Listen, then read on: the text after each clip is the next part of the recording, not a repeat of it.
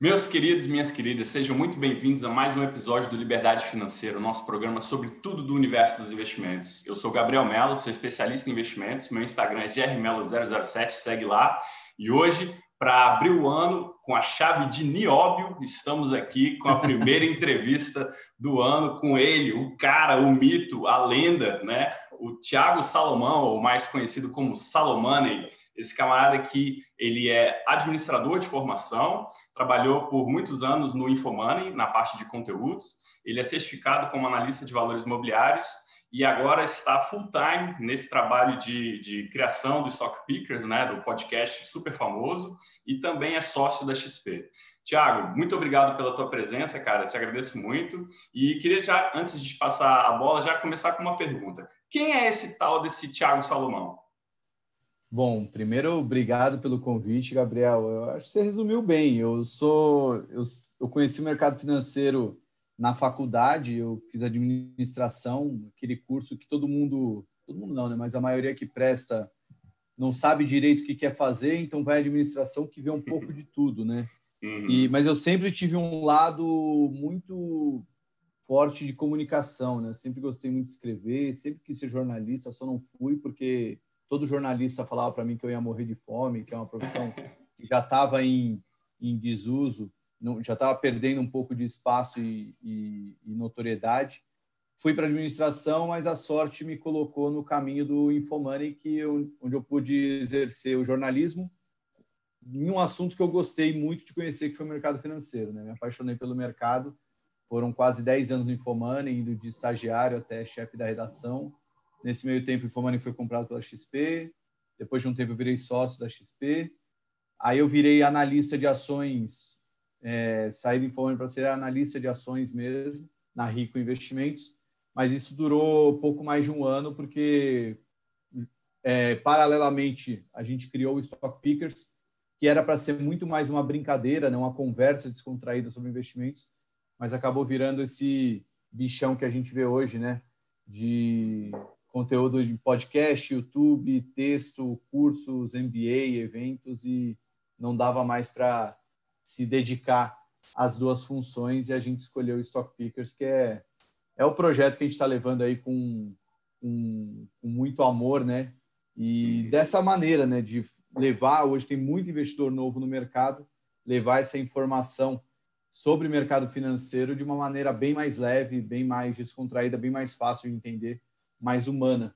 E isso, pela entrada forte de investidores na Bolsa, acho que isso ajuda a explicar também o sucesso do programa.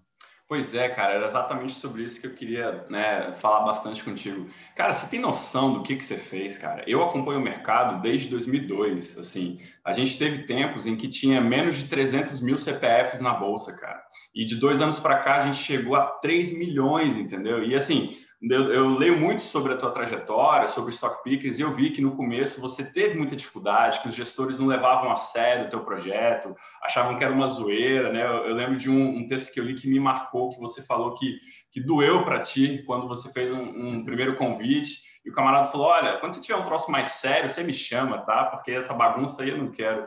Como é que foi isso? Como é que foi? De onde surgiu essa ideia? Assim, você não ficou achando que você estava viajando muito, não? Eu com certeza, eu tinha certeza que eu estava viajando. A culpa disso tem vários culpados aí nessa história. O primeiro se chama Bruno De Paoli e o segundo é o Pedro Engler. Foram dois dos sócios, ex-sócios da XP, que foram meus chefes na Infomoney. E eles foram os caras que começaram a implementar essa cultura XP de sonho grande, de querer fazer o que ninguém faz, e transformar o impossível em possível, né? Que, na verdade, tem certas coisas que ninguém nunca fez porque ninguém nunca teve coragem, né? Não é porque é loucura, mas às vezes pode até parecer loucura, né? E muita coisa que eu criei no Infomoney antes, a gente criou um projeto de entrevistas em vídeo, a gente criou um curso de ações, uma carteira recomendada que eu fazia, eu era o analista que cuidava da carteira, e você pensa, porra, mas um jornalista que também é analista, eu nunca vi isso. Pois é, isso também ninguém nunca tinha parado para fazer. O Stock Pickers foi mais ou menos nisso, né? O Infomoney queria um podcast, eu já estava fora do Infomoney, E eu falei, ó, vamos fazer um podcast, mas vamos fazer numa pegada, eu sou muito fã de futebol, né? Então vamos fazer uma pegada mesa redonda, né? Aqueles programas futebolísticos que a galera conversa, meio pautas aleatórias, você está falando de Petrobras, de repente começa a falar de Iron Maiden, aí volta para falar de futebol, aí fala sobre o casamento, e tudo isso acaba tendo uma relação, porque acaba sendo uma conversa, né? Acaba sendo algo muito mais fácil de digerir, muito mais fácil de entender, porque é um assunto denso demais, né? E a ideia era essa, era fazer um bate-papo informal, divertido, trazendo informação útil. E muita gente gostou da ideia, mas tiveram alguns, sim, que olhou e falou, poxa, você quer me botar ali para fazer piadinha, e aí quando eu falar alguma coisa errada, você vai botar aqueles efeitos sonoros atrás, né, de risadinha, de que falou besteira, né? Uhum. Não é bem assim, é para ser um negócio legal, né? Mas no começo não foram muitos, foram poucos, mas eu já esperava essa reação. Até hoje tem gente que prefere não participar, né? Porque não se vê nesse formato. Mas é muito mais um perfil de pessoa que já é mais reclusa, normalmente mais reclusa mesmo. Uhum. Mas aí depois, eu brinco que depois do episódio 12, quando o André Jakurski, né, um dos maiores investidores da história do Brasil, topou falar com a gente, aquilo facilitou um pouco, né? Porque eu não precisava mais ficar explicando o que era o Stock Pickers. A gente é um podcast de ações que falam assim.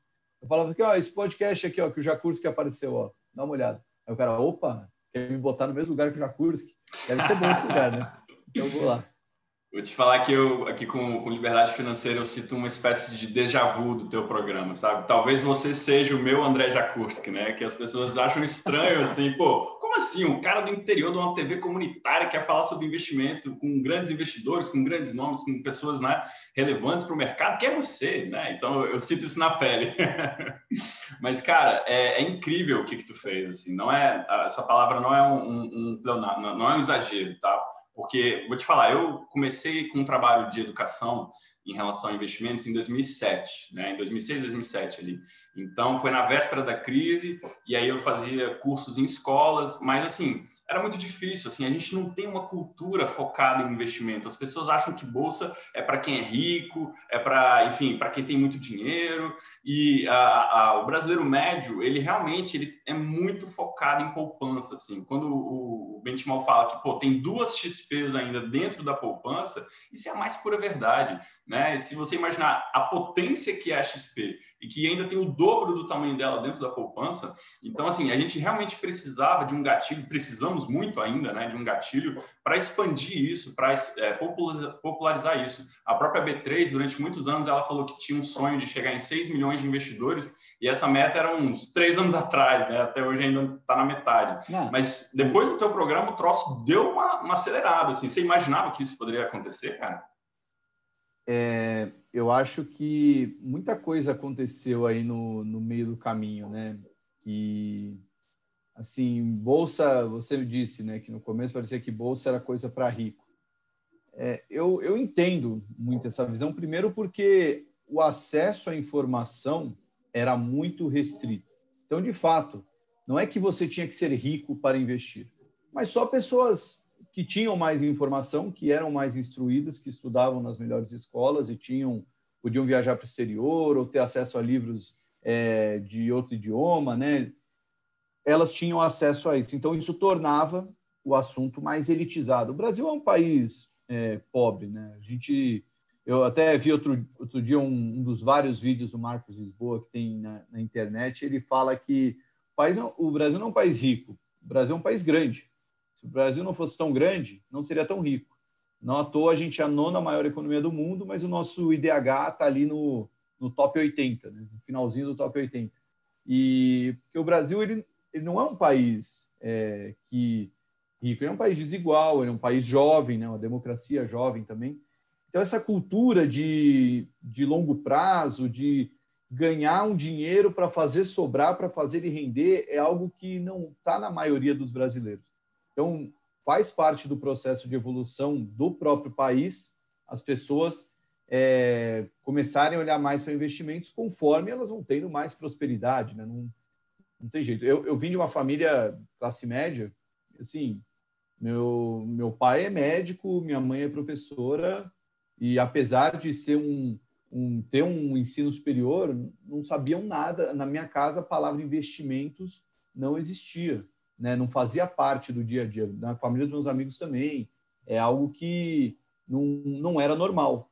Teve a ascensão econômica ajuda, o barateamento de custos, né? Hoje, não só o custo operacional ele é muito menor, como também o custo do acesso à informação é muito menor, né? A gente está aqui numa conversa online, se fechar aqui, abrir o YouTube, você vai ver trocentos videoaulas sobre investir em ações, o Stock Pickers tem um monte de conteúdo sobre isso, os sites brasileiros têm um monte de conteúdo, então hoje é muito mais fácil. E tem o fator, para mim, eu não digo que ele é o mais importante, mas ele é o fundamental, taxa de juros.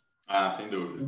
No mundo onde a taxa de juros estava 14%, você não precisava fazer esforço para ver o seu dinheiro render 1% ao mês. E por mais que é um rendimento falso, né, porque a inflação, o rendimento real não chegava a ser 1%, às vezes chegava a ser quase que perto de zero, dependendo da época que você pegar. Mesmo assim, o olhar absoluto ali, você olha, bom, botei 1 milhão, 1% ao mês, estou ganhando ali meus 10 mil reais por mês. Então, eu não preciso fazer muito esforço, né, para ganhar dinheiro. Com essa taxa de juros a 2%, não sei quanto tempo vai se manter assim, mas muito baixa, as pessoas têm que buscar sofisticação, têm que buscar alguma coisa mais interessante. Então, tudo isso acaba ajudando a ter um ambiente mais propenso para as pessoas investirem em bolsa, as pessoas virem atrás de informação, virem atrás de conhecimento.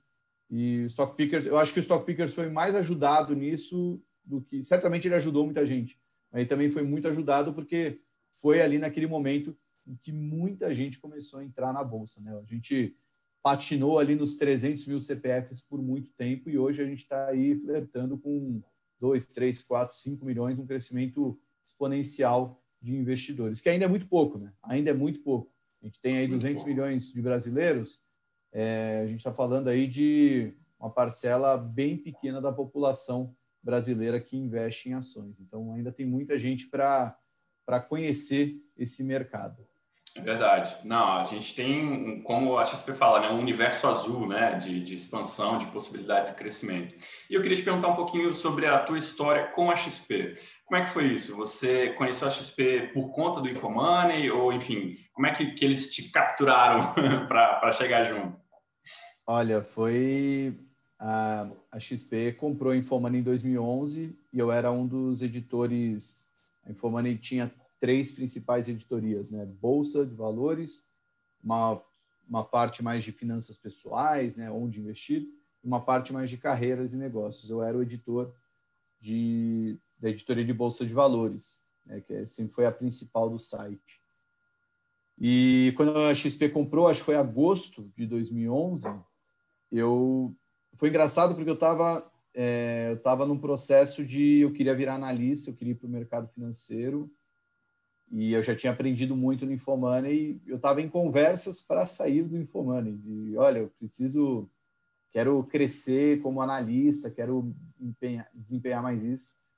E quando a XP comprou, eu falei, bom, agora é um bom motivo para eu sair. Mas, na verdade, foi um bom motivo para eu ficar, porque as conversas mudaram completamente, né? A InfoMoney agora tinha um poder de barganha de falar, ó, fica aqui, a gente dá um MBA, a gente dá toda uma preparação e se você não ficar feliz na InfoMoney, a gente pavimenta aí seu caminho para ir para a XP. Pareceu uma proposta interessante, mas eu nunca precisei ir para a XP para, de fato, virar analista, né? Porque a XP veio até nós, né?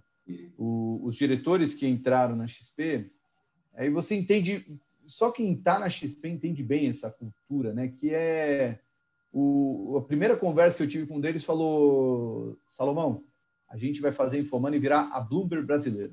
Você está pronto? Eu olhei para a cara dele e quase dei risada, né? Eu falei, pô, cara, você está de brincadeira. A Bloomberg, a gente é o InfoMoney, a gente ninguém conhece a gente, tal, mas de fato a InfoMoney ganhou um tamanho nesses quase 10 anos da compra, né? A gente agora está entrando em 2021, e é absurdo a mudança de patamar, de paradigma que o InfoMoney chegou, né? Deixou de ser simplesmente um site de notícias, virou uma super plataforma de conteúdo de várias redes, cursos, MBA e relatórios, sabe? Virou uma máquina mesmo diferente de vários outros veículos de mídia tradicional que estão sofrendo uma mudança de mercado, né? E estão perdendo receita significativamente. O InfoMoney só ganha cada vez novas frentes de receita, e quanto mais pessoas aprenderem a investir, mais pessoas vão se tornar clientes dos serviços do InfoMoney. Isso é maravilhoso, assim, isso tem muito culpa da XP, né, de incentivar as pessoas e trazer isso. Então, o meu primeiro contato com a XP, eu diria que foi meio estranho, porque eu era um jornalista e a XP veio comprando a casa e mexendo lá, mas logo se tornou uma relação bem sinérgica, né? Eu sou muito adepto ao darwinismo, né? Eu acho que o mundo não é dos mais fortes, é de quem se adapta melhor, né? Então, para sobreviver, você tem que se adaptar. E eu também acho que isso ajudou um pouco a minha interação e sinergia com a XP, né? Eu soube me adaptar rapidamente e jogar o jogo da XP, desse jogo do sonhar grande, sonhar pequeno, dar o mesmo trabalho, então vamos para as cabeças e tentar fazer o possível, né? E hoje a gente está aqui, né? Essa história, o que é a InfoMoney hoje é facilmente entendida se você olhar o que é a XP, né? Entender o que mudou na InfoMoney nesses 10 anos. Não, é incrível. E, por um acaso, até eu compartilho um pouco da tua história, porque eu também estava, assim, de uma certa forma, meio procurando o que fazer da vida, e a XP que me achou, falou, olha, você tem um perfil que a gente quer, vem trabalhar com a gente. Aí eu fiquei assim, não, esse povo tá louco e tal, né? E, cara, eles insistiram comigo um tempão, assim, meses, até que eu falei, tá bom, vou fazer essa prova dessa Ancord e vamos começar. E, cara, quando eu entrei, que eu vi realmente esse sangue, assim, essa vontade de dar o sangue, brilho no olho da galera, isso é uma coisa que eu sempre buscava no mercado, sabe? Eu trabalhei por muitos anos no setor bancário tradicional e era só cabeçada, assim. Eu lembro de uma vez que eu estava sugerindo o simples uso de uma wiki para poder compartilhar conhecimento. E o pessoal, não pode, isso é muito diferente, isso é muito, né, não dá. Aí eu, não pode, né, não acredito. E aí quando você chega na XP, os caras do dia para a noite, não, agora a gente vai levar a sede para o interior, é XP de qualquer lugar, pode trabalhar como você quiser, vamos contratar no exterior. Cara, é incrível isso. E assim... É um né? anti-status quo, né? Totalmente.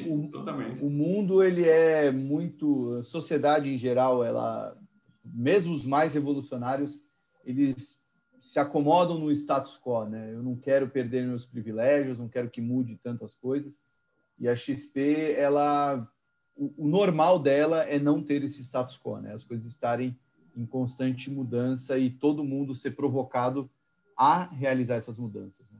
É incrível. E assim, eu gosto muito dessa ideia de que eles realmente colocam, a gente, né, realmente coloca o cliente no centro, né? É uma parceria de fato, né, no termo da palavra, é uma ideia de ganha-ganha. Pô, vamos ganhar junto, vamos subir junto. E os clientes percebem isso, né? Não é só a gente ser gente boa, é a gente estar dando resultado, estar próximo, estamos segurando o rojão nos momentos difíceis.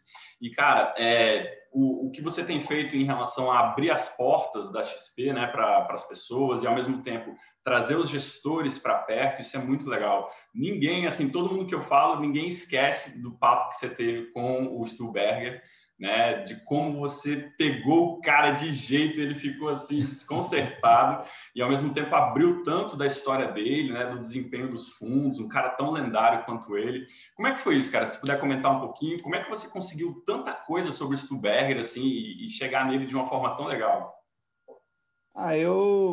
Eu acho que, assim, falando especificamente do Stuhlberger, mas sem personificar, né? Porque eu acho que porque explica muito do sucesso, melhor, do que eu acho que é muito legal no Stock Pickers, que é essa coisa de humanizar as pessoas ali por trás do fundo de investimento ou da profissão, do cargo dele, né? A gente busca muito quem é a pessoa por trás daquela informação, né? Eu poderia pegar o Stuberger e falar, Stuberger, e o dólar, e a bolsa, e os juros, e o ouro, me dá a sua opinião, é tudo que eu quero é a sua opinião.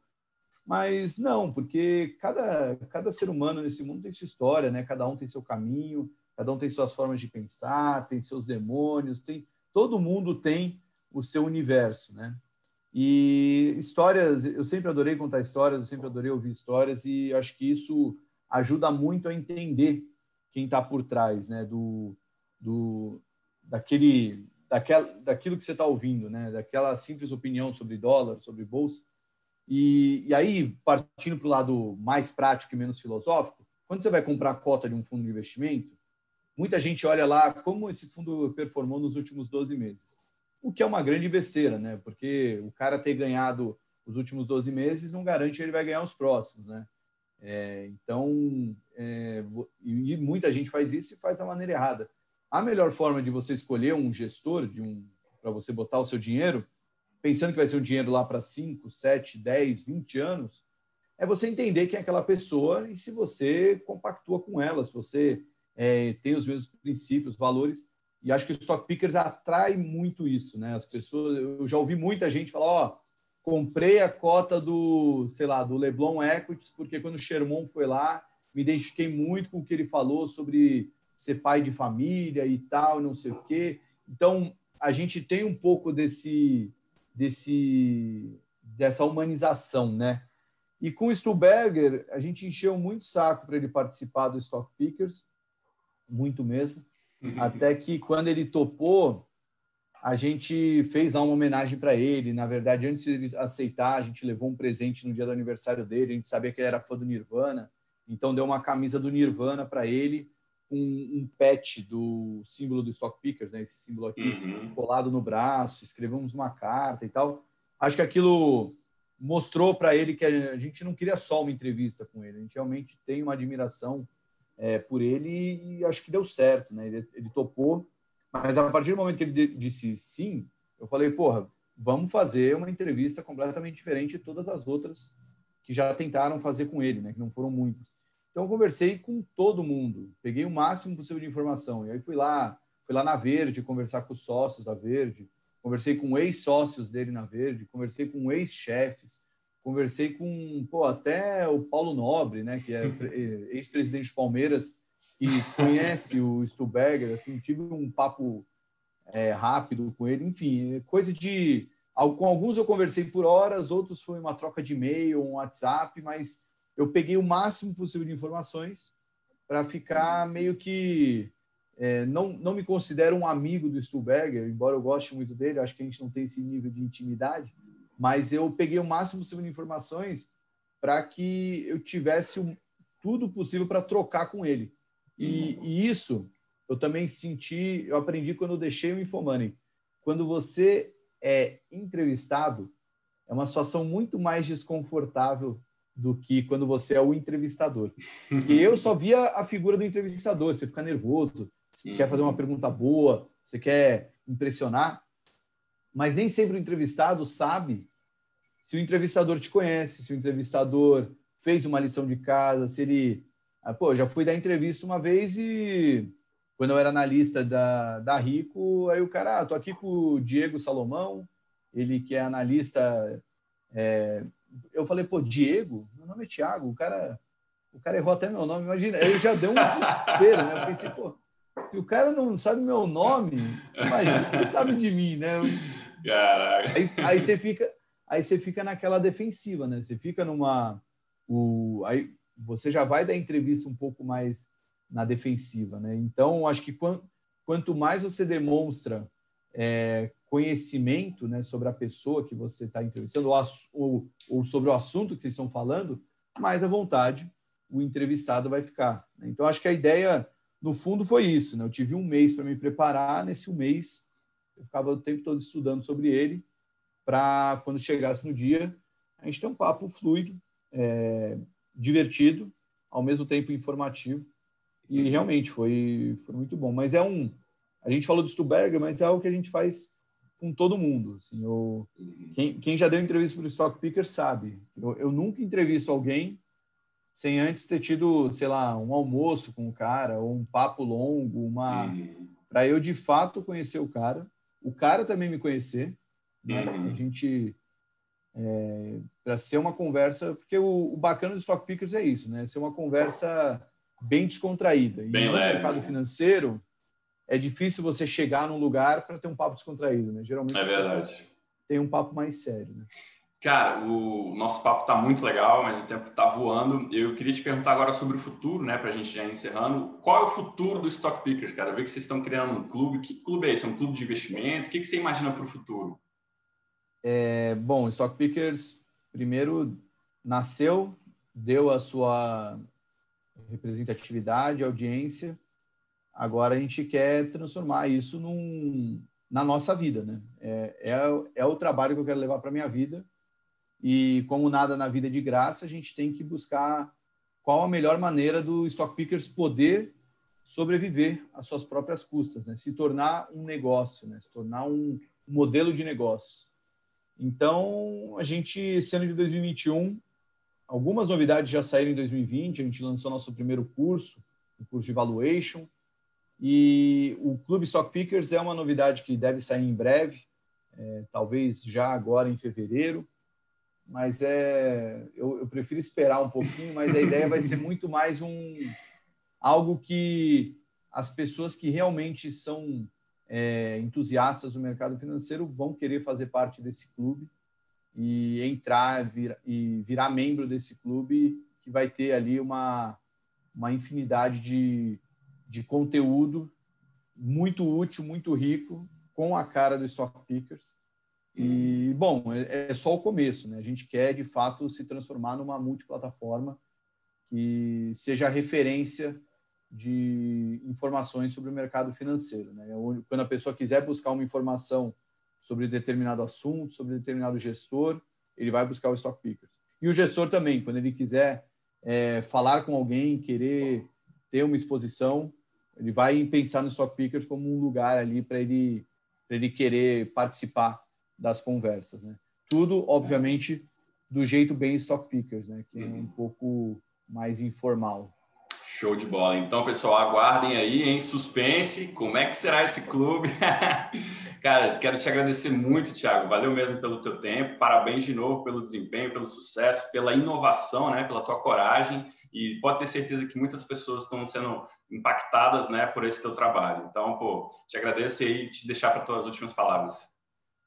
Bom, Gabriel, brigadão aí pelo espaço. Eu confesso que ainda é muita coisa nova acontecendo, né? E a gente talvez não tenha tanta noção do alcance que está tendo, né? Mas acho que o grande recado que eu deixo aqui é que vai ter muita fórmula mágica, vai ter muita gente querendo vender o sonho de que é muito fácil ganhar dinheiro no mercado. Mas não é fácil. Assim, a gente está aqui, nós dois aí, somando, deve dar uns 30 anos de mercado e a gente ainda é mero aprendiz. É algo que você tem que encarar como uma trajetória para a sua vida inteira. Então, não busca o mercado financeiro como lugar que você vai ficar rico da noite para o dia. Busca como lugar que vai ajudar a fazer o seu dinheiro render e você ter uma renda extra para que no futuro você tenha uma vida bem mais tranquila, né? E isso, além de tudo isso, né, isso tem que ser divertido, né? Se não é prazeroso para você acompanhar o mercado financeiro, estudar, entender, então é melhor você terceirizar isso, é melhor você deixar para outra pessoa, porque isso também tem que ser divertido, né? Afinal, a vida é uma só, né? Se você vai gastar o tempo fazendo algo que você não gosta, então melhor você gastar esse tempo de uma maneira melhor. Show de bola. Poxa, obrigado, pessoal. Então, se liguem e vamos ver como é que vai ser esse clube. Já estou aqui ansioso, já quero ser membro. E na próxima a gente se fala, então. Um grande abraço, até mais. Fiquem com Deus. Tchau!